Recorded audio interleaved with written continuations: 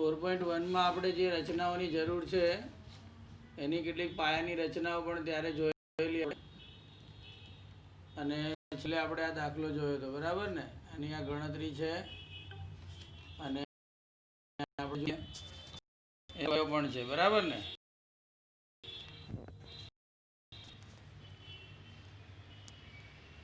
સિદ્ધિએ કર્યો ને દાખલો? હા, આપણી રકમ છે. આપણે રકમમાં જે કહ્યું હતું કે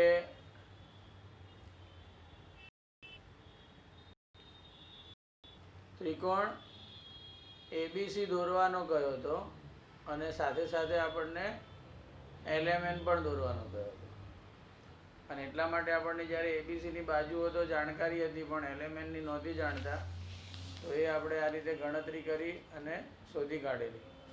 અને હવે આપણે જો એનો દાખલો કરવો હોય, ધારો કે કેટલાક લોકોને આપણે બતાવી દઈએ કે કેવી રીતે થાય, બરાબર ને? બુક અહીંયાથી હું હટાવી દઉં હાલ.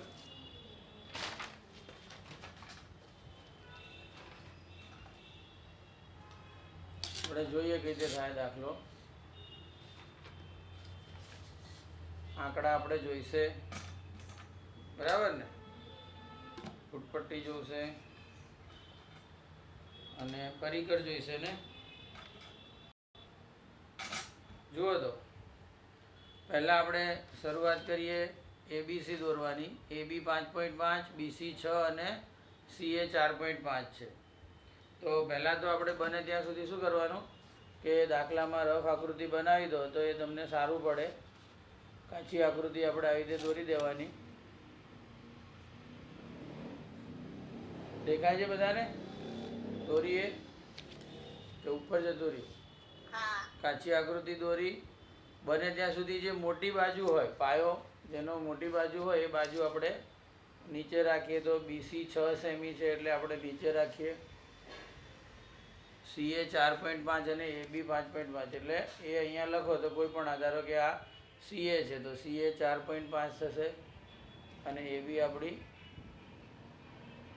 5.5 છે, બરાબર ને? તો એબી 5.5. આવું લખવાથી શું થાય?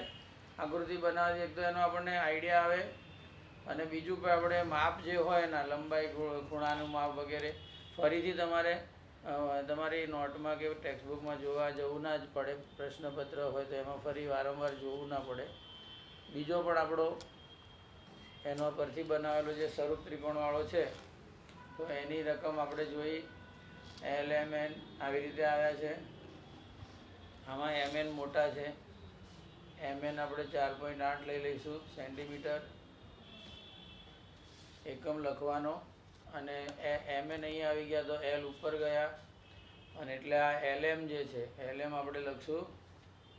અહીંયા છે એલએમ 4.4 સેન્ટીમીટર અને અહીંયા એલએન આપણા રહેશે 3.6 સેન્ટીમીટર. આપણે પ્રથમ પ્રકરણ, પહેલું પ્રકરણ જોયું સ્વરૂપતાનું, ત્રિકોણની સ્વરૂપતા.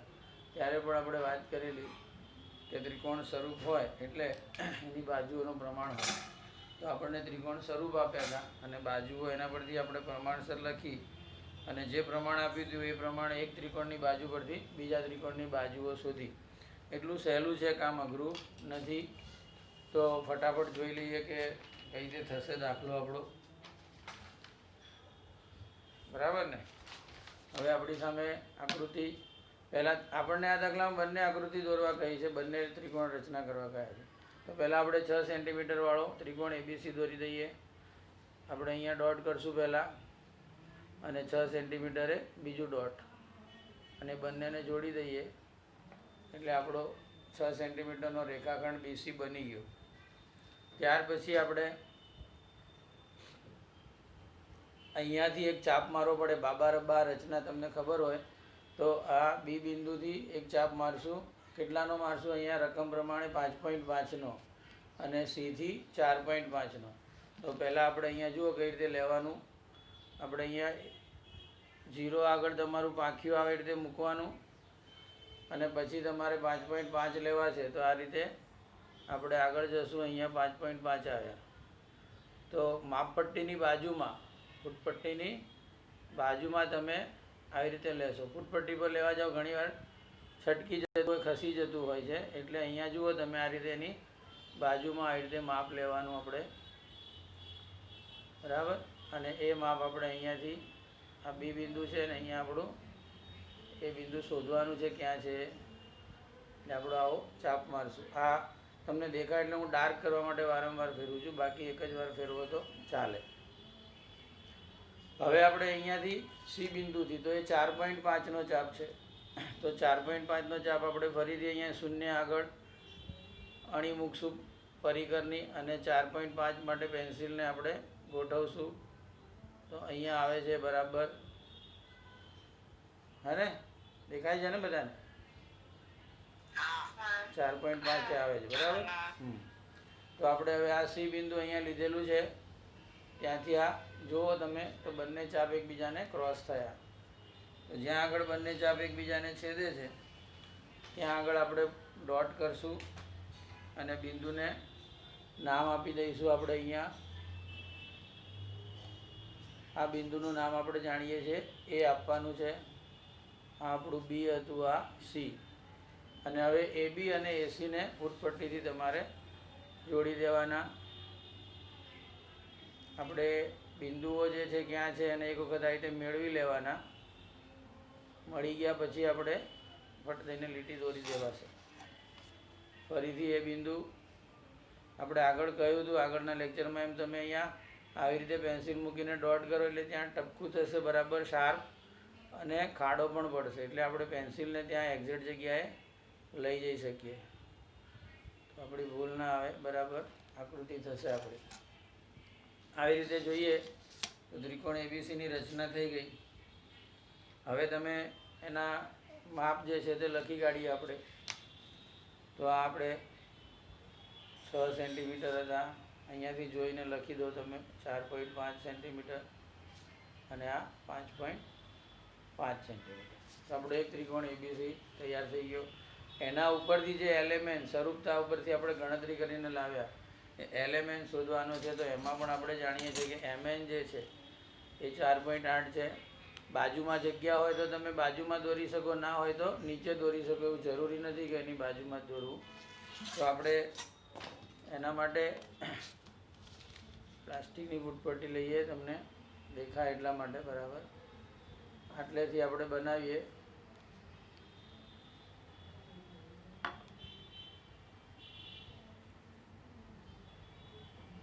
અને 4.8 એટલે 4 અને આ 5 રહ્યા.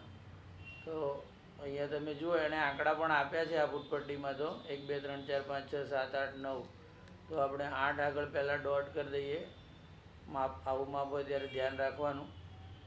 અહીંયા ડોટ કર્યું અને આને આપણે હવે જોડી દઈશું આરામથી. ડોટ પહેલાં કરી રાખો એટલે શું થાય, જ્યાં તમે જોજો, તમે કોઈએ જોયું પ્રેક્ટિકલ કરીને કે આ રીતે પેન્સિલ મૂકીને આમ લઈ લઈએ એટલે ત્યાં ખાડો પડી જાય છે, જોયું? હવે તો શું તમે બીજી વાર ત્યાં જાઓ ફરીથી પેન્સિલ કે અણી મૂકવા, એટલે ફટાફટ એકદમ એ જ જગ્યાએ આપણી પેન્સિલ જઈને ઊભી રહે, એ ફાયદો થાય આપણને. હવે આપણે આ 4.4 લઈ લઈએ. તો અહીંયા આપણે આ 0 આગળ અને અહીંયા 4.4 તમે જોઈ શકો.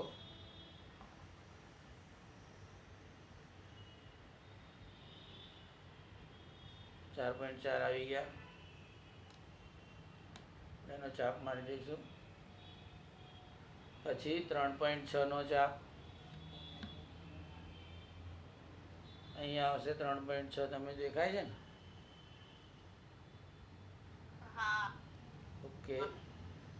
તો આ 3.6નો ચાપ, બંને ચાપ જ્યાં છેદે છે ત્યાં આપણે બિંદુ લઈ લીધું આપણી રફ આકૃતિ પ્રમાણે. એલ, આ એમ, આ એન, એલ એમ જોડી દઈએ.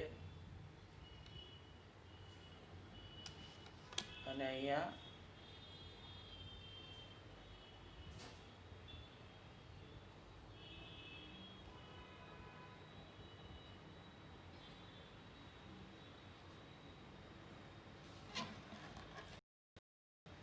અને એના માપ લખી દઈએ. આ 4.4 સેમી, 3.6 સેમી અને આ 4.8 સેમી. તો તે 4.1નો આપણો પહેલો દાખલો જે છે એ અહીંયા આપણે રચના જોઈ, ગણતરી આપણે ગયા લેક્ચરમાં જોઈ હતી. હવે આપણે એના બીજા દાખલા પર એટલે કે એના જેવો જે છે એવો ત્રીજો દાખલો જોઈએ. એના જેવો એટલે આપણે ત્યારે પણ સમજાવ્યું હતું કે આપણા જે ત્રિકોણ હોય એ બે ત્રિકોણ જે સ્વરૂપ આપ્યા હોય એમાં એક પણ શિરોબિંદુ સામાન્ય ન હોય એવી એક રચના આવે, અને બીજામાં એક શિરોબિંદુ સામાન્ય હોય.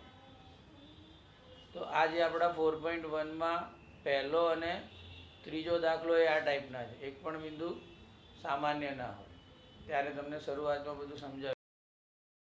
બીજો અને ચોથો દાખલો જે છે 4.1નો એ આ રીતનો છે. એક બિંદુ સામાન્ય હશે, બરાબર.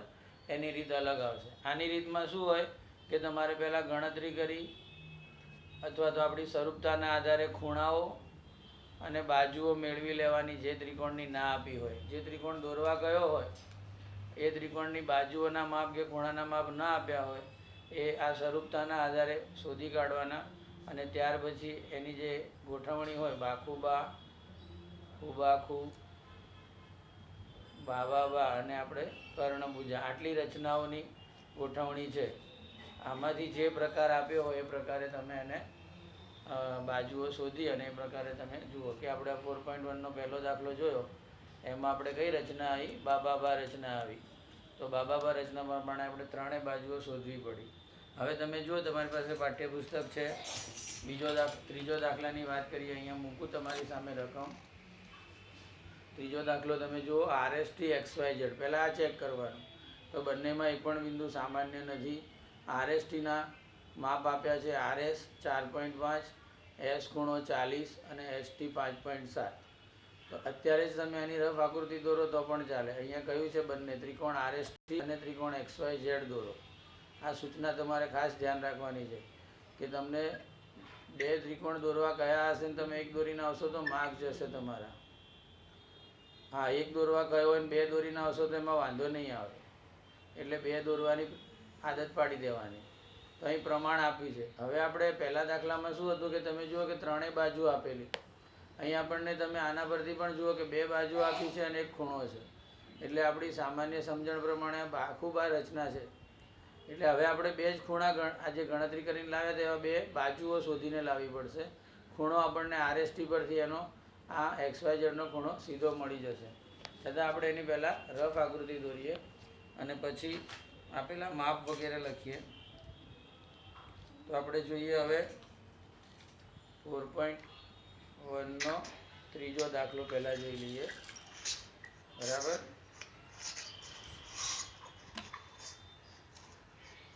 તો આ રફ આકૃતિમાં આપણે ત્રિકોણ કંઈ પણ રીતે નાની મોટી બાજુનો કંઈ પેલો પ્રોબ્લેમ નથી થતો, એમાં દોરી દીધો.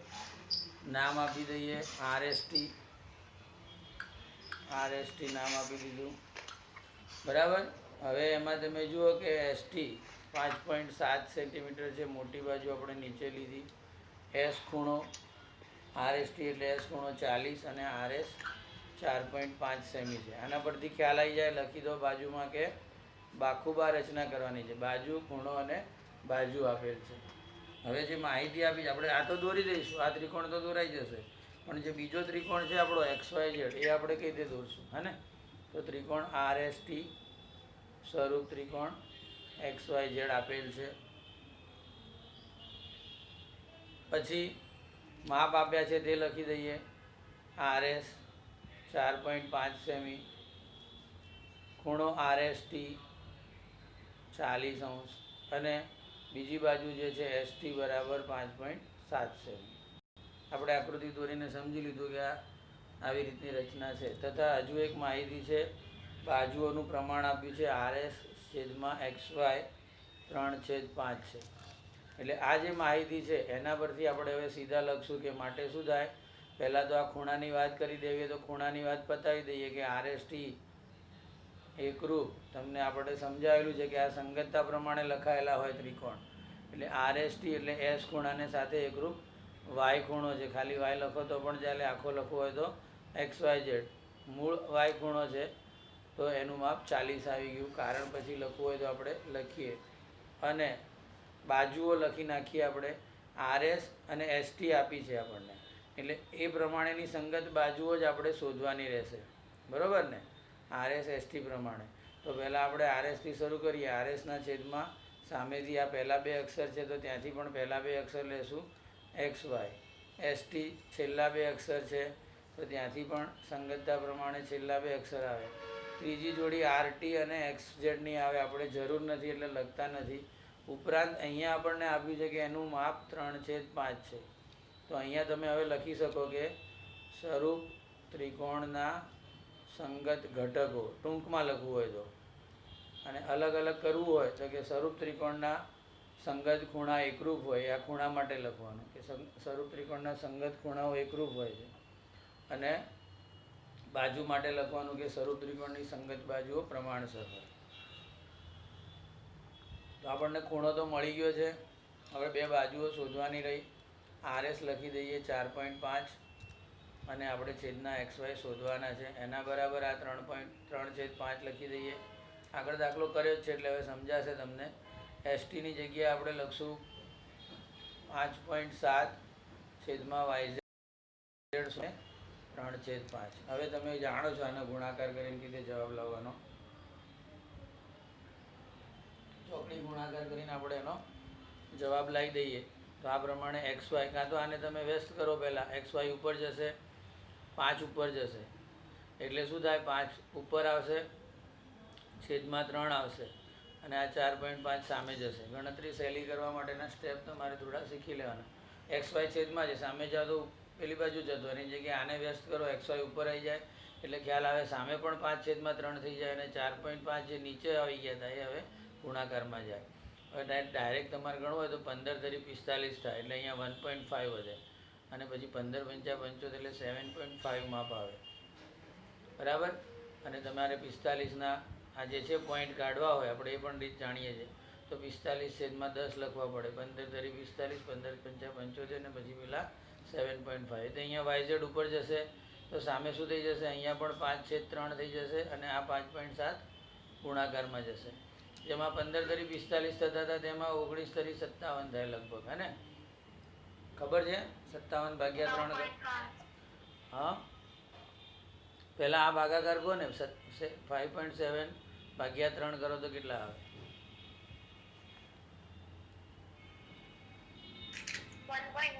1.9. Very good. અને હવે 1.9 ને 5 વડે ગુણવાના, બરાબર ને? તો શું થાય? એને 9.8 થાય. તમારે એના ડબલ કરવાના, ખબર છે ને? તો 19 દુ 38 કરો અને પોઈન્ટ લઈ લો એટલે થઈ જશે, બરાબર છે ને? કે ખોટું આવ્યું? 19 × 5 કરવાના હતા ને આપણે, તો કેટલા થાય? 9.5 આવે. ઓકે, બરાબર છે, 9.5 આવશે. તો આ બંને જે જવાબ આવ્યા આપણા, XY 7.5 સેન્ટીમીટર આવ્યા અને 9.5 સેન્ટીમીટર આવી ગયા YZ. ખૂણો આપણને ખબર છે એટલે હવે તમે બાખુબા રચનાથી આકૃતિ દોરી શકો. એટલે હું શું કહું છું, હવે આ ત્રિકોણ જે દોરવાનો હતો એ તો તમારે દોરવાનો જ છે અને આ પણ દોરવાનો છે. તો હું બંનેમાંથી એક ત્રિકોણ દોરી બતાવું એટલે તમને બાખુબા રચના કોને કહેવાય એ ખ્યાલ આવી જશે. પણ તમારે ધ્યાન રાખવાનું છે કે તમારે બંને દોરવાના છે પરીક્ષામાં, બરાબર? અત્યારે પણ અત્યારની રકમ પ્રમાણે બંને દોરવાના છે. હું ફક્ત XYZ દોરીને બતાવું છું. તો XYZમાં આપણે આ 9.5 સેન્ટીમીટર છે YZ, એ આપણે પહેલાં લઈ લઈએ, બરાબર ને? YZ આપણે 9.5 અહીંયા જ બતાવી દઉં તમને બાજુમાં.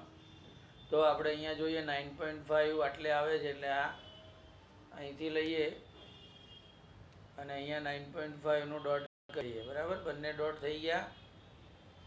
જુઓ કીધે ડોટ થાય છે, તમે ધ્યાન રાખજો. અને પછી હવે એને જોડી દીધા, બરાબર? નામ આપવું હોય તો આપી દઈએ YZ, ભૂલ ના થાય તમારે. 9.5 સેમી. શું કહ્યું મેં? તમને ખબર પડી ને? આ જે રીતે દોરું છું એ જ રીતે RST દોરવાનો થશે, ખાલી માપ બદલાઈ જશે આંકડા. અને એવું તો પરીક્ષામાં થવાનું છે તમારે.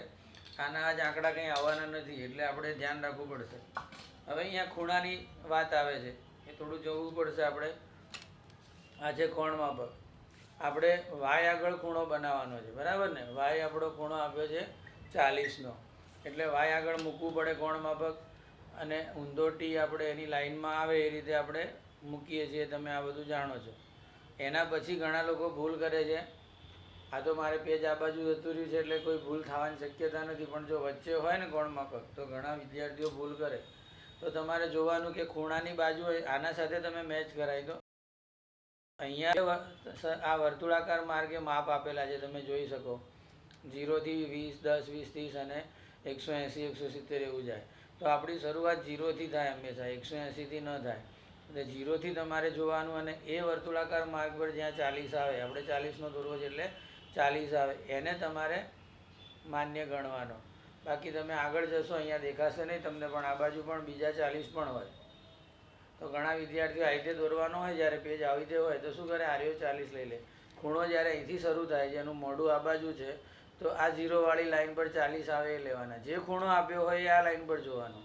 ખૂણાનું મોઢું આ સાઈડે હોય, મતલબ કે આ સાઈડે હોય ખૂણાનું મોઢું. તમારે અહીંયા ઝેડ આગળ ખૂણો દોરવો હોય, હવે આ ઝેડ આગળ ખૂણો દોરવો હોય ત્યારે તમારે ક્યાંથી જોવાના માપ? અહીંયા આ ઉપરની લાઈન 0થી ચાલુ થાય એ જોવાની, ત્યારે આ નીચેની લાઈન નહીં જોવાની, કારણ કે ઘોડાનું મોઢું આ બાજુ જવાનું છે. તો જો ઝેડ 40 હોત તો સાચો પડે, અહીંયા 40 લો તો. અને વાય 40 છે તો વાય આગળ લેશું, પણ એ વખતે અહીંથી 0વાળી લાઈન લેશું. પછી અને બીજું એ ધ્યાન રાખવાનું કે 40 એ લઘુકોણ છે, અને લઘુકોણની આકૃતિ કેવી હોય એ આપણા મગજમાં હોવી જોઈએ, તો ભૂલ નહીં થાય. એવી ભૂલ થતી હશે તો પણ તમે સુધારી શકશો.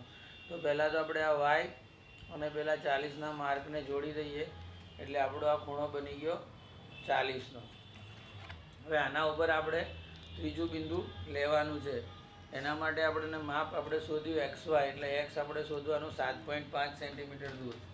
તો આપણે ફૂટપટ્ટી પરથી પહેલાં એને લઈ લઈશું કે 7.5 ક્યાં થાય, બરાબર ને? તો અહીંયા આપણો 0 અને આ આપણે ગયા અહીંયા 7.5 આવી ગયા, બરાબર? તો આ તમારે અહીંયા વાયથી 7.5નો ચાપ મારવાનો રહેશે. તો આપણે જે પેલું ખૂણાની બાજુ દોરી હતી તે અને આ ચાપ એકબીજાને જ્યાં ક્રોસ થયા એ આપણું બિંદુ થઈ ગયું. અને અહીંયા તીરનું નિશાન કરવું જરૂરી છે, કારણ કે ખૂણા માટે કિરણ દોરેલું છે એટલા માટે. અહીંયા ફક્ત રેખાખંડ આવશે. અને હવે તમારે આ એક્સ બિંદુ જે મળી ગયું તે અને આપણું ઝેડ બિંદુ જે છે તે એને આપણે જોડી દઈશું આ રીતે. અને જે માપ લખવાના હોય હવે લખી દઈએ. તો આપણે ખાલી આ માપ જ રહ્યું 7.5 સેન્ટીમીટર. તો આ રીતે બાખુબા રચના થાય. તો આપણે બે રચનાઓ જોઈ. બીજું આપણે અહીંયા વાત કરી કે આ ત્રિકોણમાં જુઓ તમે દોરાયા પછી કે આના કરતાં ત્રિકોણ નાનો આવ્યો. આપણને જે ગુણોત્તર આપ્યો હતો એ ગુણોત્તર પણ એ રીતે તો તમે રકમમાં જુઓ ત્યાં 5/4નો ગુણોત્તર હતો. એટલે આપેલો જે ત્રિકોણ ABC હતો એ મોટો થાય અને LMN જે હતો એ નાનો થાય. આપણે પ્રેક્ટિકલ કરીને જોયું. એમ અહીંયા તમે જુઓ કે આપણો જે RST હતી એની બાજુ અહીંયા જુઓ 3/5 હતું. એટલે આપણે પેલો બાકી છે, પણ આ 5 મોટા છે એટલે આ ત્રિકોણ મોટો આવ્યો. હવે તમે RST દોરશો તો આના કરતાં એની સાઈઝ નાની આવશે, બરાબર? તો હવે કોઈને કંઈ પ્રોબ્લેમ હોય આમાં તો બોલો. આવી રીતે હવે ત્રીજો કઈ બે વસ્તુ બાકી રહી, આમાં તમે આ પણ શક્યતાઓ આવી શકે. જુઓ, પરીક્ષામાં એવું નથી કે આ બે જ દાખલા હોય. ગણેલા ઉદાહરણમાં છે, સંકીર્ણમાં છે, અને એ સિવાય નવું પણ આપે. આપણે એમાં કંઈ ગભરાવાની જરૂર ના હોય. બાબા રચના આપણે જોઈ લીધી, બાખુબા જોઈ. આ સિવાયની આ પણ આવે, અને આમાં પણ તમને નવા માપથી પૂછી શકાય. તો જે રચના કરવાની મેથડ હોય એ કોઈ બદલાતી નથી. તમારી ગણતરી અલગ આવે એ પણ આપણને જેને ગણતરી કરતાં આવડે છે એમાં કંઈ તકલીફ પડતી નથી. કર્ણભુજા અને ખૂબાખૂ તમે 9મા ધોરણમાં દોરેલા જ હશે. કે ખૂબાખૂ અને કર્ણભુજા પૂછાય તો કઈ રીતે થાય આપણે આગલા લેક્ચરમાં સમજાવ્યા પણ હતા એ તો, બરાબર? હવે જે સંકીર્ણ છે એ સંકીર્ણમાં બે દાખલા છે. એવા સંકીર્ણમાં બે દાખલા છે, પણ એ બંને દાખલા આપણી બીજી રીતવાળા છે, શિરોબિંદુ સામાન્યવાળા. હવે આપણે એ પણ જોઈ લીધી આજે, એટલે આપણું 4.1 કમ્પ્લીટ થઈ જાય, બરાબર? બે બિંદુ ત્રિકોણની અંદર એક બિંદુ સામાન્ય હોય ત્યારે શું કઈ રીતે દોરવાનું, બરાબર? તો તમને હું પહેલાં ટેક્સ્ટબુકમાં લઈ જાઉં. તમે જુઓ એમાં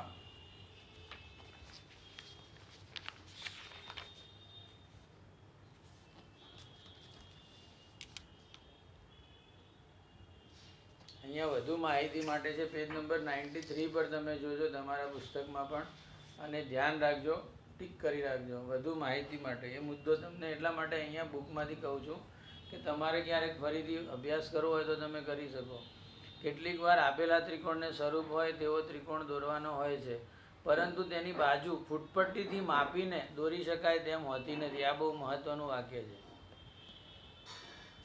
ફૂટપટ્ટીથી માપી ના શકાય એનો અર્થ શું થાય? આપણે હમણાં એક બાજુ આવી હતી 4.8, આ તમે ફૂટપટ્ટીથી લઈ શકો, પણ 4.85 આવે તો એ તમારી ફૂટપટ્ટી પર ના દેખાય. તમે લઈ ના શકો આટલું ચોક્કસ અંતર. કેટલું? 4.85 લઈ શકશો તમે? આ તમારી ફૂટપટ્ટી રહી. જુઓ, તમારી પાસે હોય તો પણ જોજો. એમાં તમે એક દશાંશ સ્થળ સુધી જ લખી શકો, 4 પછી 8 સુધી તમે માપ અહીંયા મળી જાય, પણ 85 આપણને આ ફૂટપટ્ટી પર મળતું નથી. બરાબર? બહુ સૂક્ષ્મ માપ થઈ જાય ફૂટપટ્ટી પ્રમાણે. તો ત્યારે આપણે આ જે રીત છે હમણાં વાપરી હતી એવી રીતે આપણે વાપરી શકતા નથી. તો આવા સમયે આપેલા રેખાખંડના આપેલી સંખ્યા જેટલા સમાન ભાગ કરવા, જે તમને રચના સમજાવી હતી, એ રચનાનો ઉપયોગ કરીને ત્રિકોણની બાજુ દોરી શકાય છે. સમજ પડી? તો આ વસ્તુ આપણે ધ્યાનમાં રાખશું જ્યારે આપણે દાખલા કરતા હોઈશું ત્યારે. આવા જ્યારે બે ત્રિકોણ સાવ અલગ હશે, એમાં એક પણ શિરોબિંદુ સામાન્ય નહીં હોય, ત્યારે એ પ્રોબ્લેમ નહીં આવે. તમને એવી બાજુ આપશે જ નહીં. તમને એવી બાજુ આપશે જે તમે ફૂટપટ્ટી પર લઈ શકશો. પરંતુ જ્યારે એક બિંદુ સામાન્ય આવતું હશે, એવું ત્રિકોણ આવશે, ત્યારે એ સામાન્ય આવતું હોય ત્યારે ગણતરી કરવા જતાં આપણે જ્યારે એનો જવાબ આવે ત્યારે જોઈએ કે એનું માપ કંઈક અલગ જ આવે, આવા 2 દશાંશ સ્થળ સુધી આવે, તો આપણે એ માપ ફૂટપટ્ટી પર ન લઈ શકીએ. અને એવા સંજોગોમાં તમારે રચના બદલવી પડે. અહીંયા કહ્યું તેમ આપેલ રેખાખંડના આપેલી સંખ્યા જેટલા સમાન ભાગ કરવાવાળી રચના વાપરવાની. જો એ માપ આવા જ આવે જે ફૂટપટ્ટી પર લઈ શકાય તો આપણે એને બીજી રીતે લઈશું. તો આ જે પેજ નંબર 93 છે એના પર આ ઉદાહરણ એક સમજાવ્યું છે ને એ રીતનું ઉદાહરણ છે કે તમે આવી રીતની રચના કેવી રીતે કરશો. 93, 94 ઉપર છે. આપણે પછી આખો દાખલો કરાવશું તમને. બરાબર? એક દાખલો પછી અહીંયા એક ઉદાહરણ આપ્યું છે પેજ નંબર 94 ઉપર જુઓ. એટલે વિચાર કરવા કહ્યું છે કે સ્વરૂપ ત્રિકોણ દોરવા માટે બાજુની આકૃતિમાં દર્શાવ્યા પ્રમાણે પણ તમે ત્રિકોણ A'BC' દોરી શકો છો. બરાબર? તો એના રચનાના પગથિયામાં શું ફેરફાર કરવો પડશે એમ કહે છે. એ કયા દાખલાના સંદર્ભમાં કહે છે? આપણે જે ઉદાહરણ એક ગયું જે માપ માટે આ રીતની રચના કરવાની હતી, આની જગ્યાએ તમે આ વાળી રીત વાપરી શકો. પણ ક્યારે વાપરી શકાય? આમાં તમારે ફૂટપટ્ટી પર માપ આવતા હોય, એવી લંબાઈ આવે બાજુની, તો જ આ રીત વાપરી શકો. અને જો ન આવતા તો કમ્પલસરી તમારા માટે આ રીત થઈ જાય. એક આ ઘણા વિદ્યાર્થીઓને કન્ફ્યુઝન થાય છે, એટલે હું સ્પષ્ટતા કરું છું કે એક શિરોબિંદુ સામાન્ય આવે ત્યારે આવી 2 રીતે આકૃતિ દોરી શકો. એક તમને આ દેખાય ને, આ દેખાય એવી એક રચના કમ્પ્લીટ થશે જ્યારે દાખલો, જ્યારે આવો ત્રિકોણ દેખાશે.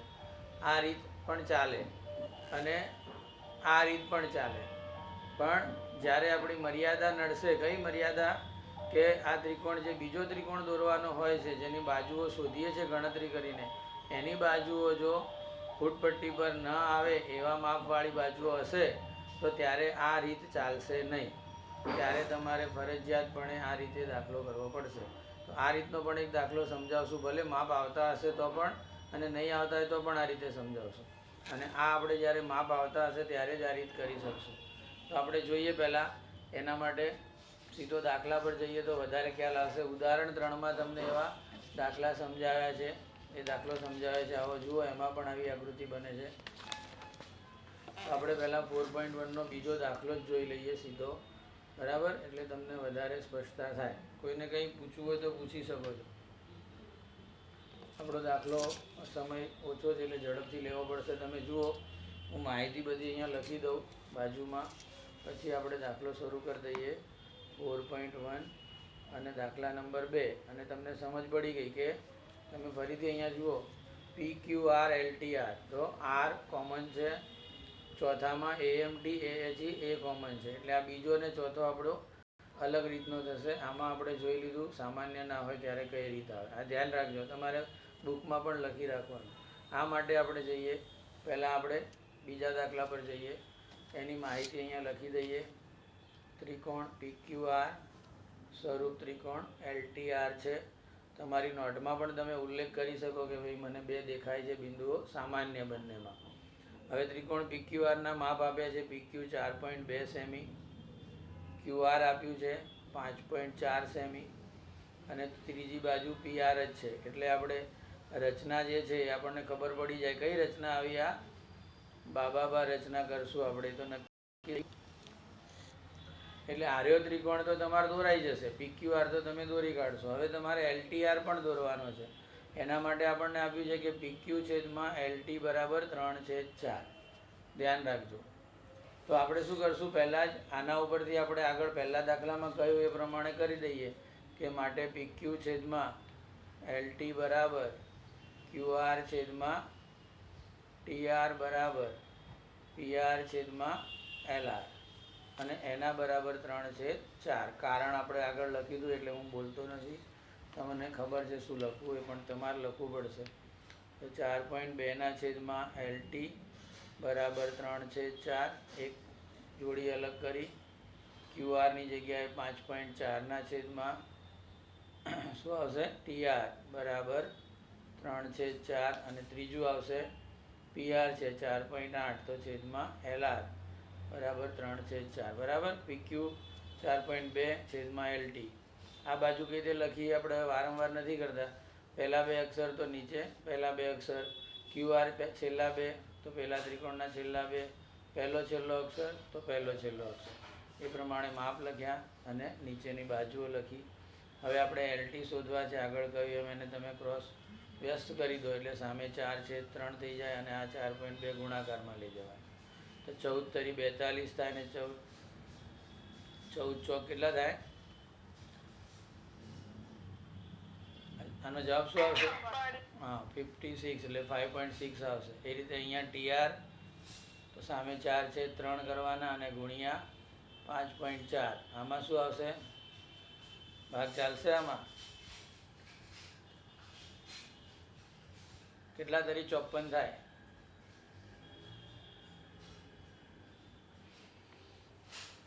નહીં આવડે? આમાં 4/3 4.8. ફટાફટ આવડવું છે. 18 તરી 54 થાય કદાચ. આ 18 તરી 54 થાય. 7.2 લાસ્ટ આન્સર આવે. બરાબર. કારણ કે 18 તરી 54 થાય 1.8 અને 18 દુ 36 દુ 72 થઈ ગયા. આમાં બોલો એવી રીતે.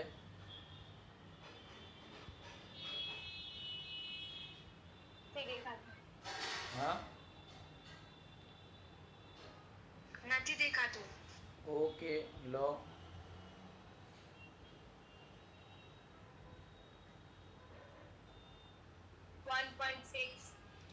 હા 48 નો ભાગ બોલો શું ચાલે? 48 ભાગ્યા 3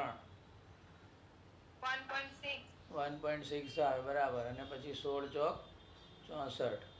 આ રીતે આપણને ત્રણેય બાજુના માપ મળી ગયા.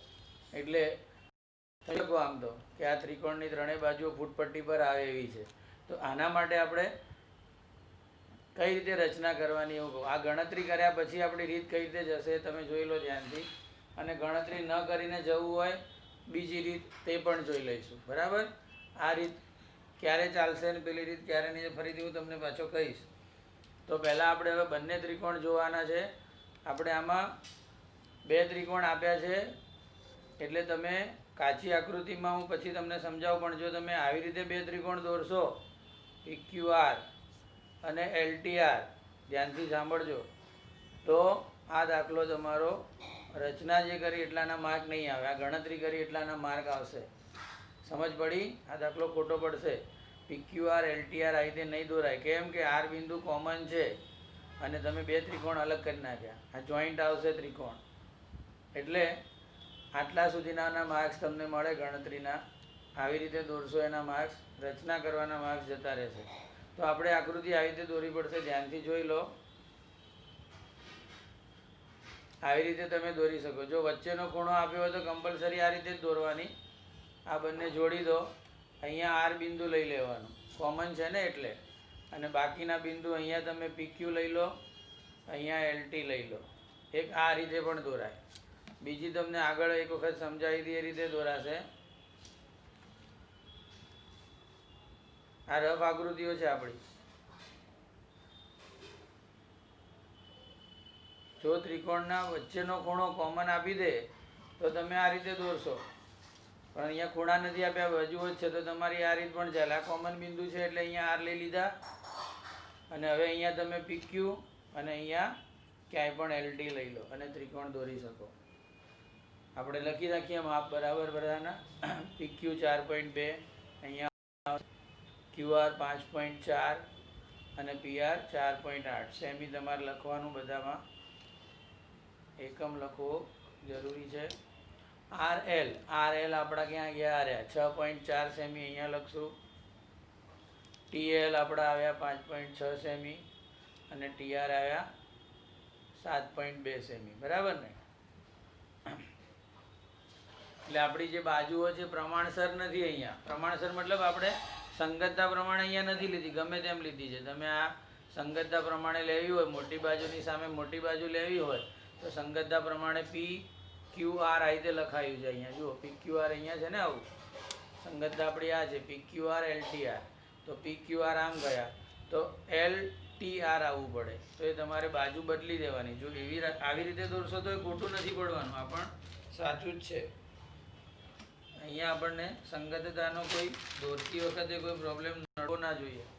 તો હવે તમારે કરવાનું કઈ રીતે કે તમે આ બેને નીચે દોરવા માંગતા હો તો આપણું 5.4 ને 6.4 એનું આખો જ માપ લઈ અને રેખાખંડ દોરી દેવાનો. 5.4 વત્તા 6 ને 4, અરે 4 ને 4 8, 6 ને 5 11, 11.8 સેન્ટીમીટરનો રેખાખંડ તમે અહીંયા બનાવી શકો સીધો જ. એક ડોટ લીધું અને 11.8 અહીંયા આવશે, 8 ઉપર એને આપણે જોડી દઈએ. અને 6 પોઈન્ટ આપણે અહીંયાથી 5.4 પણ બતાવવા તો પડશે ને, દર્શાવવા તો પડશે. તો 5.4 અહીંયા આવે છે એટલે આ ઓટોમેટિક બાકીના 6.4 થઈ ગયા. 5.4 6.4 સેમી બિંદુઓ Q, R અને L. તમે આ માપ બદલી શકો છો. 7.2 વાળું લાવવું હોય તો લાવો, નહીં તો આ પણ ચાલશે. આપણે શું કરવાનું, બાબા રચના તમે જાણો છો કઈ રીતે કરવાની, બરાબર ને? અહીંયા 4.2 જોઈએ છે તો આપણે 4.2 લઈ લઈએ. આ થઈ ગયું 4.2 નો ચાપ, બરાબર. પછી આપણે 4.8 જોઈએ છે, તમે દોરી શકો ફટાફટ. હવે તમને સમજાયેલું છે એટલે હું ફટાફટ ચાપ લેવાનું શરૂઆત કરી દીધી છે. 4.8 થઈ ગયા. 7.2 નો ચાપ, 7.2 અહીંયા આવશે. આરથી આપણે આ બાજુ મારશું ક્યાંક, અને પછી 5.6 નો ચાપ, 5.6 અહીંયા આગળ આવશે, બરાબર છે ને? L થી મારશું, બરાબર. તો આપણું બિંદુ આવી ગયું કયું, P, અને આવી ગયું T. હવે બધું જોડી દઈએ ફટાફટ, એટલે આપણો આ રીતે દાખલો પૂરો.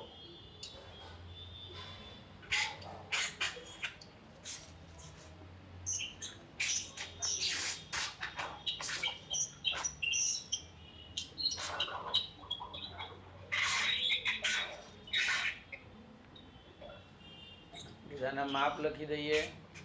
4.2 સેમી, 5.4 સેમી, સોરી 4.8 સેમી હતા, 7.2 સેમી અને આ 5.6 સેમી. તો આ રીતે તમે દોરી શકો. સમજાયું? કોણે અનમ્યુટ કર્યું છે? મ્યુટ કરી નાખો ફટાફટ,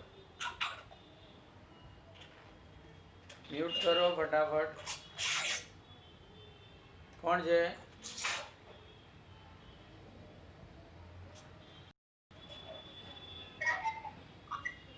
ઝલક.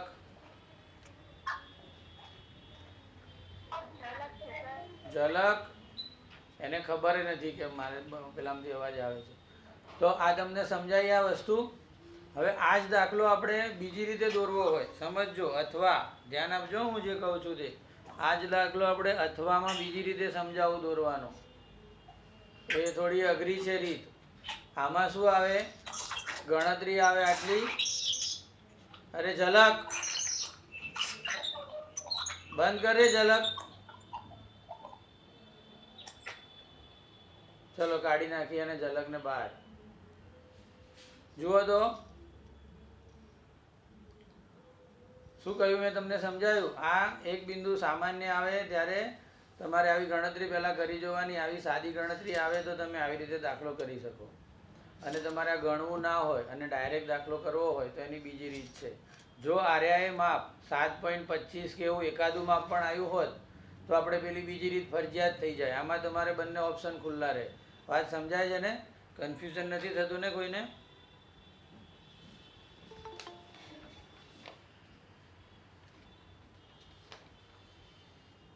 જુઓ તો હું બતાવી દઉં એ રીત અહીંયા આવે. આપણે એને જોઈ લેજો તમે. હું ઝડપથી દોરીને બતાવું, તમારે પછી વિડીયો જોઈ વારંવાર અને એની રિપીટેશન કરવું પડશે. બરોબર? બહુ થોડી અઘરી રચના છે, સરળ નથી પહેલાં જેવી. એટલે બને ત્યાં સુધી પેલી રીત લેવાની, પણ જ્યારે ફરજિયાત આ રીત લેવી પડે ત્યારે જ આને વાપરવાની. ખબર પડી ક્યારે ફરજિયાત આવશે આ રીત? ફરજિયાત ક્યારે આવશે આ રીત? કોણ કહેશે? આ રીતે ફરજિયાત ક્યારે થશે?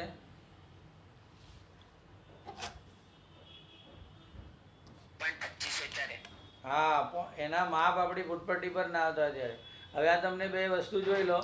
આપેલો જેના માપ આપ્યા છે ત્રિકોણનું ગુણોત્તરનું જે માપ છે નાનું છે 3 અને પેલાનું 4 છે. એટલે આપણો દોરેલો ત્રિકોણ જે છે નાનો આવશે અને પછી જે દોરવાનો થશે એ મોટો આવશે.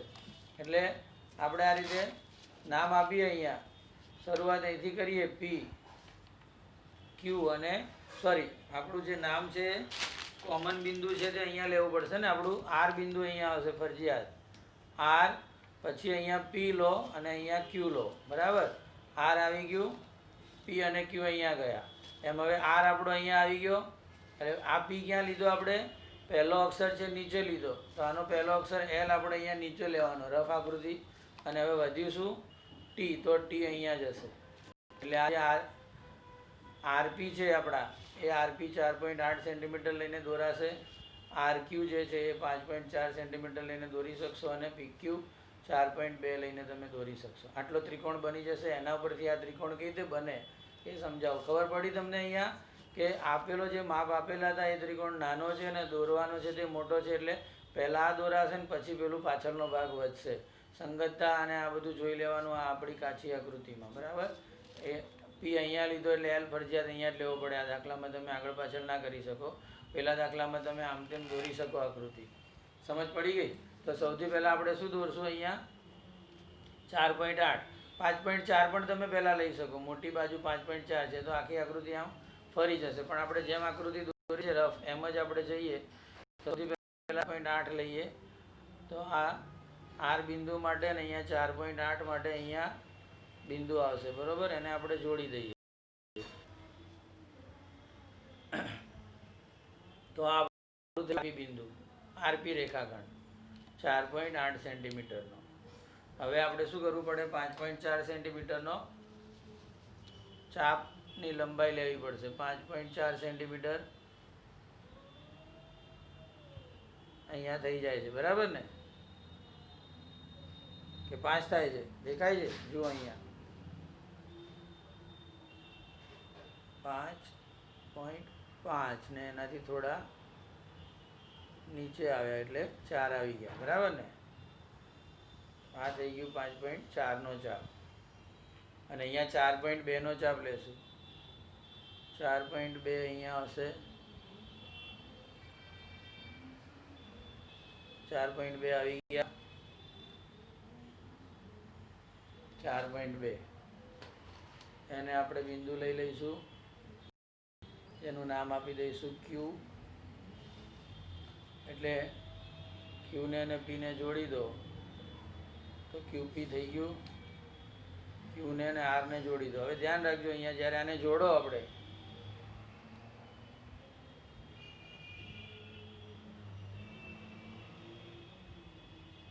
ત્યારે એને લંબાવી પણ દેવાનું, કારણ કે આપણે આગળ આકૃતિ જોઈ કાચી આકૃતિમાં કે એને આગળ લંબાવવાનું થશે. એમ આરપી પણ તમે લંબાવી શકો અત્યારે, કારણ કે આપણને ખબર છે કે મોટો ત્રિકોણ આના પર જે બનવાનો છે આ રીતે આગળ બાજુની જરૂર પડશે, તો અહીંયા તીરનું ચિહ્ન કરી દેવાનું. હવે જે છે મેઇન હવે છે આપણે સમજવાનું કે હવે આપણે આગળ કહ્યું હતું પેલું વિચાર કરો, તમને એમાં એક મુદ્દો બતાવ્યો હતો કે તમારે રેખાખંડના એકરૂપ ભાગ કરવાવાળી રચના વાપરવાની.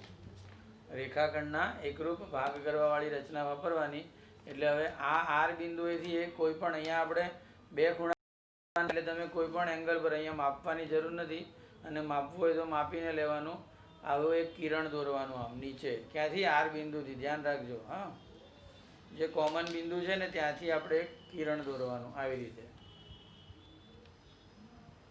પછી આ જે કિરણ દોર્યું આપણે, હવે આપણે જે અહીંયા માપ આપ્યું છે ગુણોત્તર 3:4 આપ્યો છે, તો 3:4 એટલે આપણે હવે 7 ભાગની જરૂર પડશે. આમ જોવા જઈએ તો 7 ભાગ જોઈએ, પણ આપણે 3:4 વહેંચવું છે, તો આપણે શું કરવું પડે? અહીંયા કેટલા ચાપ મારવા પડશે? પીક્યુ બાજુ અને એલટી બાજુનો જે ગુણોત્તર છે કેટલો છે? 3:4 છે. આ પીક્યુ બાજુ અને એલટી બાજુનો ગુણોત્તર, એટલે કોઈ પણ બાજુનો તમે સમજો, બધી બાજુ આવી ગઈ ને આમાં, ભલે આ બે બાજુ અહીંયા દેખાતી, પણ એ આરપી અને આરએલનો પણ ગુણોત્તર 3:4. સમજો વાતને અહીંયા. એટલે આ 3 ભાગ અને આ 4 ભાગ થવા જોઈએ. એટલે આ જે મોટું માપ છે એટલા ચાપ મારવાના. સમજ પડી? જેટલું મોટું માપ છે એટલે મોટો આંકડો છે બંનેમાં ગુણોત્તરમાં, એટલા ચાપ તમારે અહીંયા મારવાના રહેશે. આ પહેલાં શીખવું પડશે આપણે. 3 મારવાના કે 4 કે 3 ને 4 7 મારવાના. તો અહીંયા તમે જુઓ આરપી જેમ આરએલ આવશે 3:4, એટલે તમારે આના 3 એવા આ આખા આરએલના 4 ભાગ કરવા પડે. એમાંથી પછી ત્રીજા નંબરે આપણે પી બિંદુ લઈને 3 ભાગમાં વહેંચી દઈશું. એટલે આપણે આરએલના 4 સરખા ભાગ અહીંયા કરવાના થશે. એ માટે અહીંયા આપણે 4 ચાપ મારવા પડશે. તો આપણે એ માટે કોઈ પણ માપ લઈ અહીંયાથી તમે શરૂઆત કરી શકો. કોઈ પણ માપ લઈ અને 4 ચાપ મારવાના. એક, પછી ત્યાંથી બીજો મારવાનો, આગળ આપણે સમજાવ્યું હતું. બીજો, ત્યાંથી ત્રીજો અને ત્યાંથી ચોથો. આ રીતે આપણે 4 ચાપ લીધા. એને નામ આપવા હોય આ બિંદુઓને, તો આને આપણે R1 કહીએ. આરમાંથી નીકળ્યું છે એટલે R2, R3 અને આ પોઈન્ટ આવશે આપણો R4. હવે આપણે અહીંયા ફરીથી જોવાનું કે આ આપણું જે આરપી છે અથવા તો આ પીક્યુ એ 3 અને એલટી 4 થવાનું. આપણે ફરીથી તમને અહીંયા નીચેની બાજુ પ્રમાણે લખીએ તો સામે આરપી અને આરએલ આવવાના છે, બરાબર? તો આરપી 3 હિસ્સાવાળું છે અને આરએલને આખી લંબાઈ છે 4ની. એટલે આપણે શું કરવું પડે? અહીંયા જે આ 3 વાળું બિંદુ છે ધ્યાનથી જોજો અને કઈ રીતે કરવાનું. દરેક દાખલામાં બાજુ આ માપ બદલાય ને, આ આંકડો ગુણોત્તર એ પ્રમાણે આ બધું બદલાઈ જાય. તો R3ને આપણે પી સાથે જોડવાના. R3ને પી સાથે જોડી અને હવે જે આ ખૂણો બન્યો R3P, એનો એકરૂપ ખૂણો અહીંયા R4 આગળ બનાવવાનો. એકરૂપ ખૂણાની રચના પણ મેં તમને સમજાવી છે. એના મુદ્દા પ્રમાણે આપણે એકરૂપ ખૂણાની રચના કરશું. સમજ્યા? એનો આપેલો છે આ કયો? R3P. એનો એકરૂપ ખૂણો મારે R4 ઉપર દોરવાનો છે. R4 બિંદુ આવવો જોઈએ. એટલે મારે R3Pને સમાંતર રેખા એકચ્યુઅલી દોરવી છે ખરેખર તો. R3Pની સમાંતર રેખા R4L, અહીંયા L ક્યાંક લેવું છે, પણ આને સમાંતર જવું જોઈએ. અને સમાંતર રેખા માટે આપણે સંગત કોણ કસોટી વાપરીએ. તો સંગત કોણ કસોટીમાં બે ખૂણા એકરૂપ થવા જોઈએ. એટલે આ ખૂણો મળી ગયો છે, એના જેવો એકરૂપ ખૂણો અહીં બનાવવાનો. તો કોણ માપકથી નથી બનાવવાનો, પરિકરથી બનાવવાનો. એટલું ધ્યાન રાખો, નહીં તો પાછા પરિકર કોણ માપકથી માપીને દોરી કાઢશો તમે. તો આપણે કોઈ પણ માપનો એક ચાપ લેશું. અહીંયા આટલો ચાપ લઈએ. બને ત્યાં સુધી તમને હાથ જલ્દીથી સરળતાથી ફરે એવો ચાપ લેવાનો. બહુ નાનો પણ નહીં, બહુ મોટો પણ નહીં. તો આ એ જ ચાપ તમારે R4થી મારવાનો છે, બરાબર? સમજાયું? R3થી જેટલો ચાપ માર્યો આપણે એટલો જ R4થી માર્યો. અને હવે આ જે ચાપ છે R3P ખૂણાનો, આ જે ચાપ છે, આ બે બિંદુઓ મળ્યા આપણને, એ બિંદુઓના વચ્ચેનું માપ આપણે લેવું પડશે.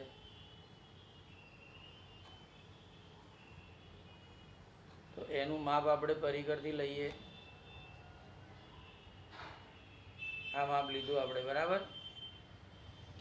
એ જ માપ તમારે અહીંયા લઈને આ બે ચાપ ક્રોસ થાય તે કરવાનું. ખબર પડી? ધ્યાનથી જોજો. અહીંથી લીધું માપ અને એ જ માપ આપણે આ પેલો ચાપ અહીંયાનો જે ચાપ અહીં માર્યો હતો આપણે એના પર લેવાનું, જેથી આ જેટલો અંતર હતું એટલું જ અંતર અહીંયા મળે. અને હવે તમારે આ એક બિંદુ અને આ બિંદુને જોડી દો એટલે એક સમાંતર રેખા મળશે જે સામે જશે, બરાબર ને. અને સામે પેલી રેખાને જ્યાં મળે ત્યાં એને આપણે એલ નામ આપશું.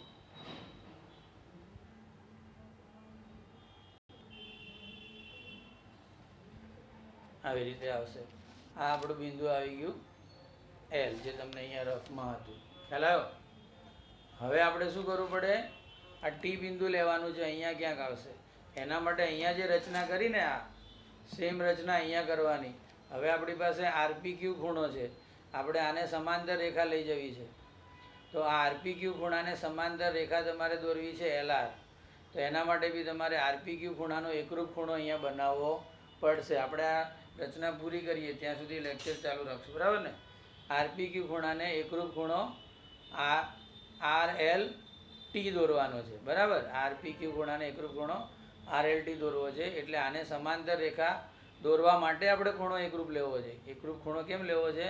આને સમાંતર રેખા લેશું જેથી કરીને પેલું પ્રમાણ આવી જાય. આપણું જે આ પ્રમાણ અહીંયા કહ્યું છે એ પ્રમાણ અહીંયા પણ મળી જાય. એટલે બાજુને માપ્યા વગર આપણો મોટો ત્રિકોણ તૈયાર થશે. ખ્યાલ આવ્યો? પહેલામાં આપણે ગણતરી કરીને બાજુની લંબાઈ શોધીને દોર્યો. અહીંયા જે મોટો ત્રિકોણ છે આપણો એલટીઆર, એની બાજુ આપણે ક્યાંય ગણીને લાવતા નથી, એ ઓટોમેટિક આવી જશે. તો હવે આપણે આ ખૂણાનો એકરૂપ ખૂણો દોરવા માટેની રચના પૂરી કરીએ પાછી. તો અહીંયા પી આગળથી આપણે કોઈ માપ લઈને ચાપ મારવું પડશે. આ કોઈ બી એક ચાપ લીધો, એ જ ચાપ તમારે એલથી મારવાનો. તમે વારંવાર કરશો આ એટલે તમને ફાવટ આવી જશે અહીંયા, બરાબર. અંદાજે આપણી રેખા આમ જવાની છે એટલે આટલા સુધી ચાપ આપણે ખેંચવો પડે, બરાબર. હવે આપણે શું કરવાનું? તો આ બે પોઈન્ટ લઈને એના વચ્ચેનું માપ લેવું પડશે. એટલે પોઈન્ટ કરી રાખીએ. આનો પોઈન્ટ અહીંયા આવશે. હવે આપણે અહીંયા જોઈ લઈએ કેટલે જાય છે. તો આટલું થયું. એ અહીંથી આપણે મારી દઈશું. ખ્યાલ આવ્યો? અહીંથી લાવ્યા માપ આપણે. એકરૂપ ખૂણાની રચના છે આ. લેક્ચરમાં લેક્ચર ફરીથી જોજો. આને વારંવાર જોશો એટલે ખબર પડશે. હવે આ બિંદુ અને એલને જોડશો એટલે સામે આને જ્યાં મળે ત્યાં આપણું ટી બિંદુ આવી જશે, બરાબર. અને આ રીતે તમે જુઓ આકૃતિ, બહુ ધ્યાનથી જોજો. તમે દોરશો ત્યારે ખ્યાલ આવશે. જે ચોકસાઈથી આપણે બિંદુઓ લેવા પડે ને એ ચોકસાઈથી નહીં લો ને તો આ લાઈનો આમ ત્રાસી જશે, આમ જશે, કાં તો આ ભેગી થતી જશે. તમે જુઓ અહીંયા એકદમ બંને સમાંતર રેખાઓ દેખાય છે. આવી સમાંતર રેખાઓ આવે ત્યારે આ આકૃતિ સાચી પડે. એટલે આપણને રીત એકવાર આવડી જાય પણ આવી આકૃતિ બધાને આવતી નથી. એકદમ સમાંતર રેખાઓ આવતી નથી. એના માટે મેં તમને કહ્યા ને જે પોઈન્ટ લેવાની રીત, પહેલી શરૂઆતથી તમે જે પોઈન્ટ લો આ રીતે, એ જ મેઇન છે. આ ડોટ તમે ચૂક્યા સહેજ પણ કોઈ પણ એક જગ્યાએ, કેટલી જગ્યાએ ડોટ આવ્યા તમે જુઓ. આ બધા જ્યાં જ્યાં બિંદુ આવે બધા ડોટ છે. સહેજ ખસ્યું એટલે આ એકરૂપ ખૂણા નહીં આવે. એકરૂપ ખૂણા નહીં આવે તો બે રેખા સમાંતર નહીં આવે. તમને આવી દેખાશે. હું તમને દોરીને બતાવું. મારે બરાબર આવી ગઈ, બરાબર. પણ આવી રીતે જતી દેખાય તમને રેખાઓ. તમે જોઈ શકો અહીંયા ઓછું અંતર છે ને અહીંયા વધારે છે. અને અહીંયા તો પછી ઉપર તો વળી એકદમ જ અલગ જ પ્રકારનું દેખાય તમને આવું. તો આવું જ્યારે દેખાશે આકૃતિમાં, આ ભાગની વાત કરું છું ખાલી, એટલે તમારી રચના ખોટી પડશે અને એના માર્ક્સ તમારા જશે. તો જ્યારે આ બીજા ત્રિકોણની બધી બાજુઓના માપ તમે એકવાર ગણી લેવાના, એ સૌથી સારું પડે. ગણી લો અને આપણે જેમ અહીંયા દાખલામાં ગણ્યા અને તમે જોયું કે માપ ફૂટપટ્ટી પર આવે એવા હતા તો આ રીતે દોરાઈ ગયું. આ રીત મને સહેલી લાગે છે. જ્યારે તમારે કોઈ રસ્તો જ ના હોય બીજો ત્યારે જ તમારે આ રીત ઉપર આવવું એવું મારું માનવું છે, બરાબર. બાકી જેને ફાવટ આવી જાય આવી એના માટે પાછું આ દોરવું સહેલું છે. એટલે પેલી ગણતરી કરવી ના પડે. આ રીતમાં તમારે સીધું આટલું જ આવે, કોઈ ગણતરી ના આવે. અને આ રીત આ સમજાઈ ગયું. આ બીજી રીત આપણી આવી 4.1ના બીજા દાખલા માટે, અને આ એની પહેલી રીત છે. બરાબર, આટલો ફરક છે. અહીંયા શું કરવાનું, ગણવાનું, ગણ્યા પછી માપ આવ્યા પછી તમારે શિરોબિંદુ કોમન છે એટલે આવી રીતે કાં તો આવી રીતે દોરવા પડે. આ રીતે ખોટું પડશે, અલગ અલગ દોરાશે નહીં ત્રિકોણો. અને આ માપ જો ગડબડવાળા આવ્યા, મતલબ ફૂટપટ્ટી પર ના આવે એવા, તો ત્યારે તમારે આ રીત ફરજિયાત થઈ જશે. તો મને એમ લાગે છે હવે કોઈને કંઈ એમાં કન્ફ્યુઝન નહીં રહે. અને 4.1નો જે ચોથો દાખલો છે ને, એની ગણતરી તમે કરી લેજો. એટલે નેક્સ્ટ લેક્ચરમાં હું તમને ડાયરેક્ટ પૂછીશ કે ભાઈ આમાં આપણે કઈ રીત વાપરવી પડશે. બરાબર ને, માપના આધારે નક્કી થશે. તો તમારે પહેલાં 3 દાખલા કરી લેવાના છે, ચોથાના ખાલી ગણતરી કરી લેવાની. એમાં જે વસ્તુની જરૂર છે એ શોધી કાઢો, પછી આપણે આગળ વધશું. અને સાથે સાથે સંકીર્ણના 2 દાખલા પણ તે દિવસે આપણે લઈ લઈશું, અને પછી 4.2 પર જઈશું. બરાબર, કોઈને કંઈ પ્રોબ્લેમ હોય તો પૂછો આમાં.